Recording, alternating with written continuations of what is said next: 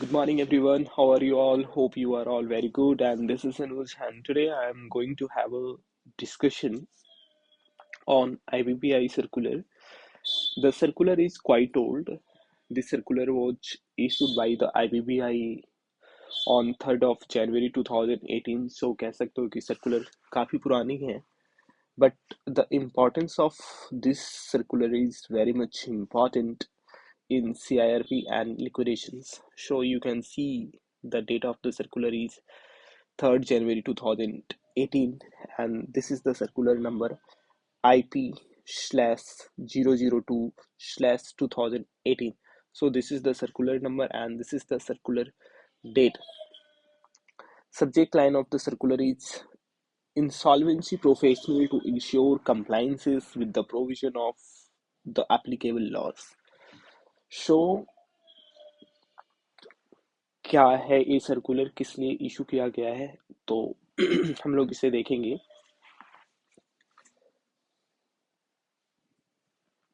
जैसे कि आप लोग को पता होगा कि आईबीसी के अंदर जो बेसिकली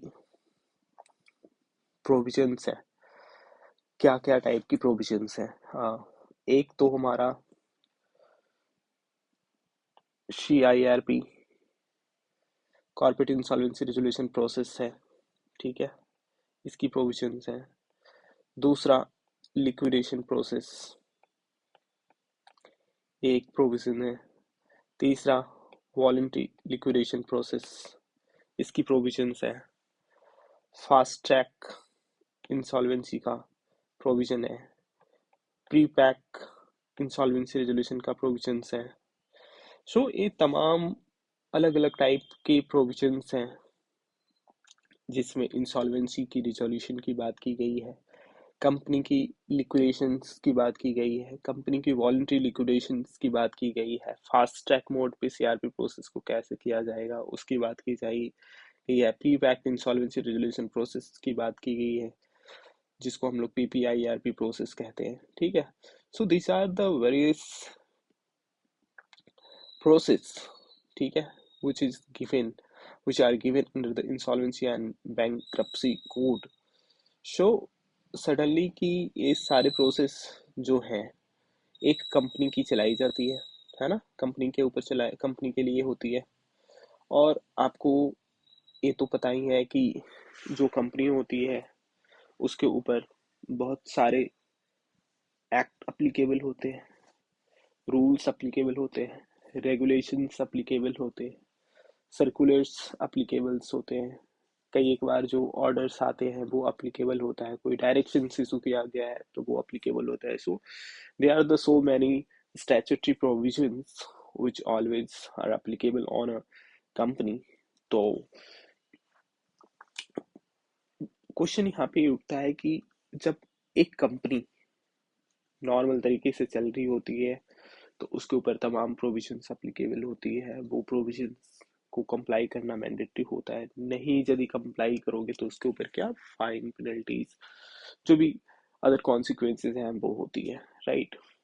नाउ वो कंपनी इंसॉल्वेंसी में आ जाती है. इंसॉल्वेंसी में वो सीआरपी उसके ऊपर चल रहा है या फिर लिक्विडेशन चल रहा है या फिर वो कंपनी वॉलंटरी लिक्विडेशन प्रोसेस में है. तो क्वेश्चन, सबसे बड़ी क्वेश्चन आती ही है कि क्या उस कंपनी के ऊपर जो तमाम act, rules, regulations, circulars applicable हुआ करती थी बिफोर इंसॉल्वेंसी, क्या एज इट इज अप्लीकेबल होगा during the insolvency. Then question is very much yes.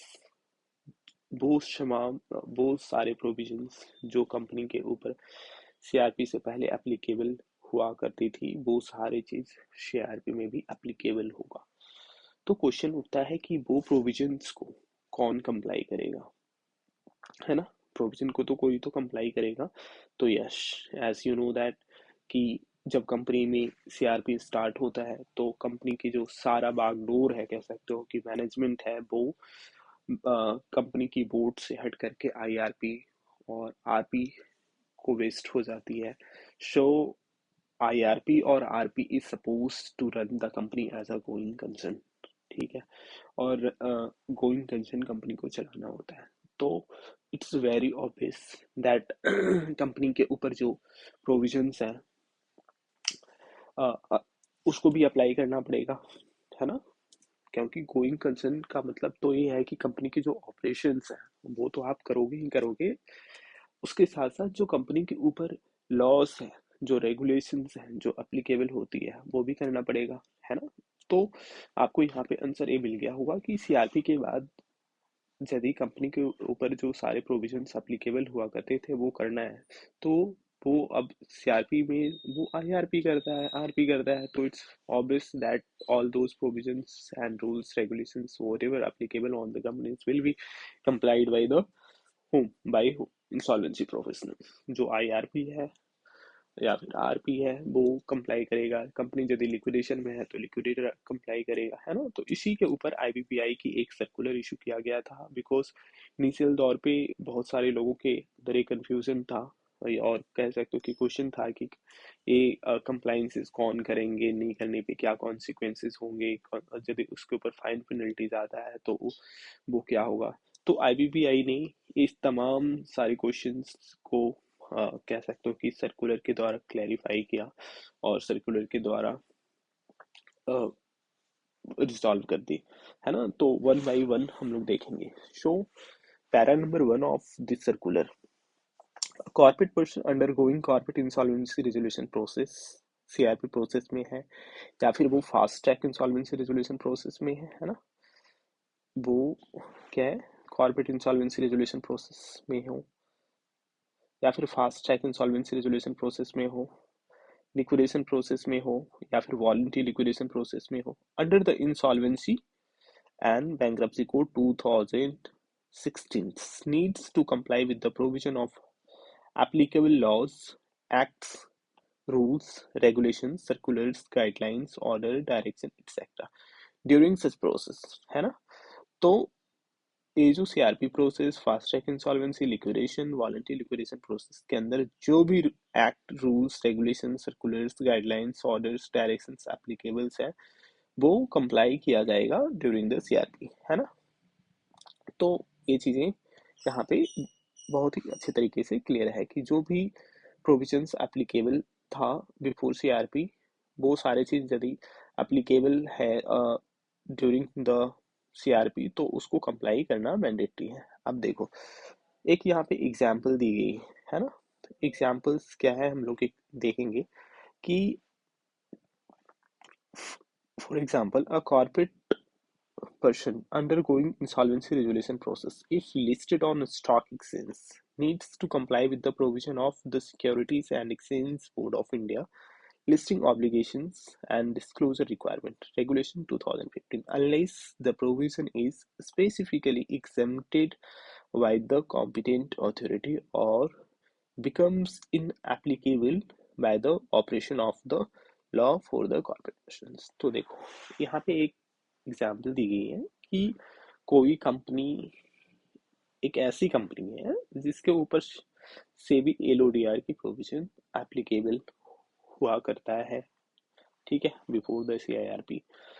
Suddenly company CRP में आ जाती है, तो ड्यूरिंग द सीआरपी प्रोसेस भी उस कंपनी के ऊपर सेबी एलओडीआर की प्रोविजंस एप्लीकेबल होगी, unless specifically provided in the SEBI LODR that the certain provisions of SEBI LODR will not applicable on the companies which is under CIRP process या फिर fast track insolvency resolution process या liquidation process. If there is a such provision in the SEBI LODR which is exempting from the compliances of the particular company which is under the CIRP, then that provision would not applicable on that company, ठीक है। या फिर कुछ एक ऐसी चीजें हैं, कुछ एक ऐसे प्रोविजंस हैं which becomes inapplicable due to commencement of the CRP process, then that in that case the provisions की जो रिक्वायरमेंट है उसको कंप्लाई करने की जरूरत नहीं होगी, राइट। तो ये जो था हमारा पैरा 1 था, राइट। आई थिंक ये बहुत ही अच्छे से क्लियर है ना। पैरा जो सेकंड है इसमें बेसिकली क्या कहा गया है कि it is here by directed, ये आईबीपीआई की सर्कुलर में लिखा है कि it is here by directed that while acting as IRP in और रेजोल्यूशन प्रोफेशनल और द लिक्विडेटर, है ना, कि जब एक पर्सन आईआरपी के तौर पे काम कर रहा है या फिर आरपी के तौर पे काम कर रहा है या लिक्विडेटर के तौर पे काम कर रहा है for a corporate person under the code and insolvency professionals, है ना, shall exercise reasonable care and due diligence, take all the necessary steps to ensure that the corporate persons undergoing any process under the code complies with the applicable laws। तो वही है कि चाहे आप IRP हो, RP हो या फिर आप लिक्विडेटर हो, in all the cases insolvency professional shall exercise, यहाँ पे जो वर्ड है shall exercise care and diligence and take all the necessary steps to ensure that the corporate person undergoing any process, चाहे वो सीआरपी हो, चाहे fast track इंसॉल्वेंसीज हो, चाहे प्री पैक्ट हो, चाहे वो लिक्विडेशन प्रोसेस हो, चाहे वो वॉलंटरी लिक्विडेशन प्रोसेस हो, कोई भी प्रोसेस हो, ठीक है, वहां पे आईपी को क्या करेगा, रीजनेबलनेस शो करना पड़ेगा कि जो एक्ट्स रूल्स रेगुलेशंस हैं उसको कंप्लाई करने के लिए ही और IP has done reasonable care, है ना। तो यही है कि वो कंप्लाई करना ही करना है, ठीक है, जो भी प्रोविजंस एप्लीकेबल है, राइट। पैरा थर्ड जो है, this one is the most important guys. Suppose करो कि जो भी प्रोविजंस कंपनी के ऊपर एप्लीकेबल था, ठीक है, जो भी रेगुलेशंस एप्लीकेबल था, ठीक है, उसको कंप्लाई करना था during the CRP process, right.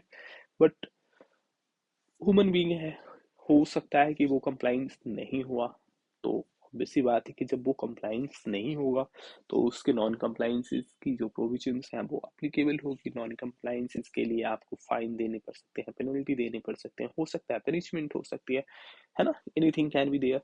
सो अब वो जो कॉन्सिक्वेंसेस हैं उसको कौन वेयर करेगा। सपोज करो कि कंप्लाइंस नहीं हुआ तो फाइन पेनल्टी आ गया है, तो वो फाइन एंड पेनल्टी कौन वेयर करेगा, है ना। अब देखो इस सर्कुलर्स में ये चीज को क्लियरली स्टेट किया गया है कि ये लिखा गया है, it is clarified that if the corporate person during the any of the foresaid process under the code suffer any losses including penalty if any on account of non-compliances of the provisions of the applicable laws, such losses shall form part of insolvency resolution process, shall not form part of insolvency resolution process cost or liquidation process cost. It is also clarified that insolvency professional will be responsible for non-compliances of the provision of the applicable laws if it is on account of his conduct। Guys, this is very much important। यदि non compliances जो हुई है, ठीक है, वो non compliances किसके वजह से हुआ है, आईपी की वजह से, इंसॉल्वेंसी प्रोफेशनल की वजह से हुआ है, वो कंप्लाइंस आईपी की कंडक्ट का पार्ट था, आईपी को करना था और आईपी इंसॉल्वेंसी प्रोफेशनल्स काम को नहीं किया और उसके वजह से जो नॉन कंप्लाइंसेस की कॉन्सिक्वेंसेस हुए हैं, फाइन पेनल्टी जो पे करना है वो क्या होगा, सीआरपी प्रोसेस कॉस्ट का पार्ट नहीं होगा और ना ही लिक्विडेशन प्रोसेस कॉस्ट की पार्ट होगा जब कंपनी लिक्विडेशन में है। तो इसका क्लियर सी मीनिंग यही है कि यदि वो सीआरपी कॉस्ट की पार्ट नहीं होगी, लिक्विडेशन प्रोसेस की कॉस्ट की पार्ट नहीं होगी, तो फिर वो कौन पे करेगा, कहाँ से वो पैसा जाएगा। तो इट्स वेरी ऑब्वियस दैट वो पैसे आईपी को देना पड़ेगा, वो कॉस्ट आईपी को बेयर करना पड़ेगा, राइट। तो यहाँ पे बहुत सिंपल सी प्रोसेस है, यदि आप की वो कॉस्ट जो फाइन पेनल्टी लगा है सीआरपी कॉस्ट का पार्ट बना नहीं, लिक्विडेशन कॉस्ट का पार्ट बना नहीं, तो आपको जो आईबीसी की प्रोसेस है उसमें जो सपोज रेजोल्यूशन प्लान अप्रूव होता है वहां से कुछ पैसे आते हैं, तो उससे भी वो पे नहीं हो पाएगा because that is not part of the CRP process cost. Liquidation state से आप भी नहीं ले सकते, लिक्विडेशन में जो रियलाइजेशन होती है वहां से भी आपको नहीं मिल पाएगा because that is not part of the liquidation process cost. तो ऑब्वियसली दैट कॉस्ट वो जो है वो आईपी की जेपी पढ़ने वाला है। शो इट्स कह सकते हैं कि IP need to be very much diligent और vigilant while discharging his function duties as IRP, RP और किसी भी कैपेसिटी में कर रहे हो, तो इंसॉल्वेंसी प्रोफेशनल्स को ये चीज़ है कि जब हम किसी भी कंपनी की आरपी हो, आईआरपी हो, जो भी है, तो वहाँ पे कंपनी के ऊपर जो भी एप्लीकेबल लॉज है उसको कम्प्लीटली आपको फाइंड आउट करने हैं कि कौन कौन से प्रोविजंस एप्लीकेबल है, कोई डायरेक्शंस, कोई रूल्स, कोई रेगुलेशंस जो कंपनी के ऊपर एप्लीकेबल है, तो उसको कंप्लाई करना है। और नहीं करोगे तो भैया आपके जेब पे तो आएंगे और फिर आपको वो देने पड़ेंगे, ठीक है। और आई थिंक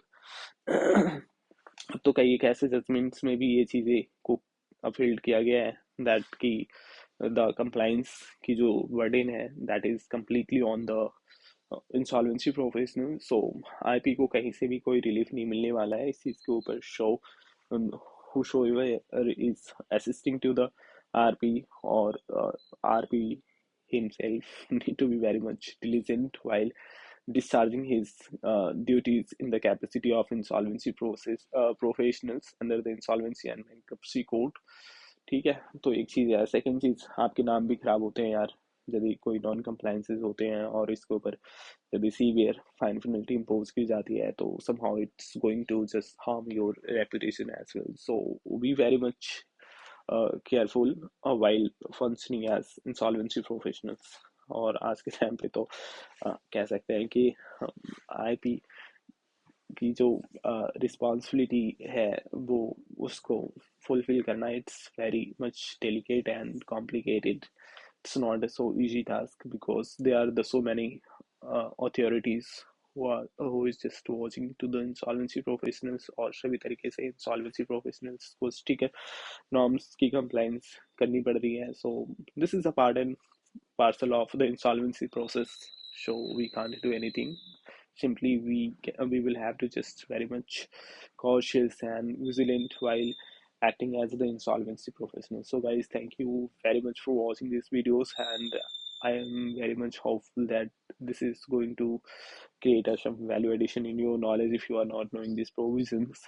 एंड वैसे तो सर्कुलर काफ़ी पुरानी है, now there are the several judgments जिसमें इन सारी चीज़ों की जिक्र की गई है, बट मैं मुझे लगा कि there should be a video, that's why I recorded on this. Thank you very much.